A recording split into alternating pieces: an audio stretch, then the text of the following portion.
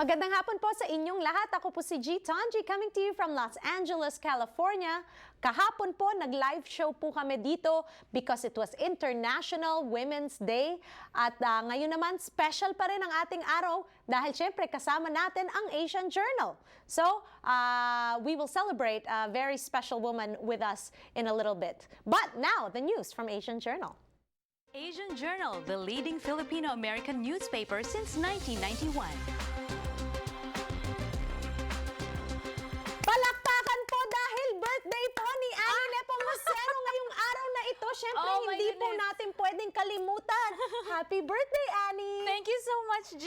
I'm too embarrassed to say how old I am, but I'm going to tell you just once that I am 50 years old today. Yay! Yay! Celebrate you. Especially yesterday was International Women's Day. That's true At too. hindi kompleto ang aming Wednesday kung hindi ka kasama. Thank you so much, and I'm glad to bring you the news from Asian Journal. Okay, simulan na natin.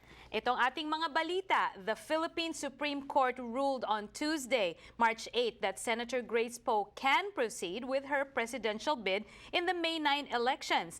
In a 9-6 vote in favor of Poe, the court overturned the Commission on Elections' decision to disqualify the senator based on the grounds that she is not a natural-born Filipino and did not meet the 10-year residency requirement outlined in the Constitution.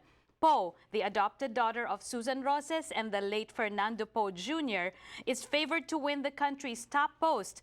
The latest Pulse Asia poll found Poe in the lead with 26% support from the respondents, followed by Vice President Jejomar Binay, who received 25%. Okay. So, I know that usap-usapan yan sa Facebook. Marami ring nagsasabi na dapat yung Constitution of the Philippines should be upheld. Ano masasabi mo dyan, Annie? It's very confusing for our people when you go back and forth like this. I think the comments that I've heard are from our legal personalities, and they're saying that they should uphold the Constitution, meaning that the 10-year residency requirement should be upheld. And the difficulty is that she is a foundling, and if the family doesn't want to disclose who her real parents are, that leaves us quite in a quandary. Diba? Oo. At ang ibig po sabihin ng foundling orphan or ano pang parang technical term? Technically, parang hindi mo alam kung sinong magulang mo. Yan na. Yeah, because in adoptive cases, sometimes they don't know who the parents are or they cannot legally disclose. And in some cases, open adoptions here in the U.S., you know whom your birth parents are. Nako! Skandalo ito! Okay, moving on to our next story from Asian Journal. A Las Vegas mother of 4 was sentenced to life in prison without the possibility of parole last week for plotting to have her husband killed in order to collect his life insurance.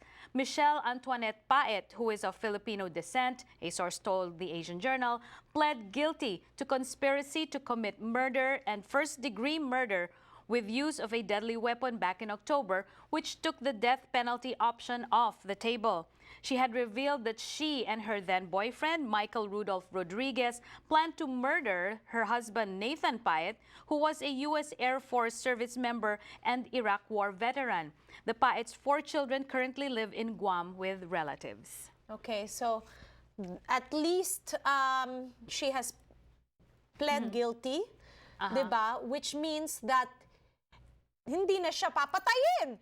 I mean, it's a really big case of, this is a big case that people talk about, dapat ba may death penalty, diba? But she has 4 children, so, I mean, I know they're in Guam, but also the husband was also a veteran. So, as we know with a lot of veterans, may PTSD yan, post-traumatic stress disorder, So, you can't judge from a story just like that. Yeah, that's true. At saka yung masasabi natin, di ba, na yung, like for example, yung hindi na siya na sa death penalty, it's something about legal matters again. But then it also brings us again to mental health.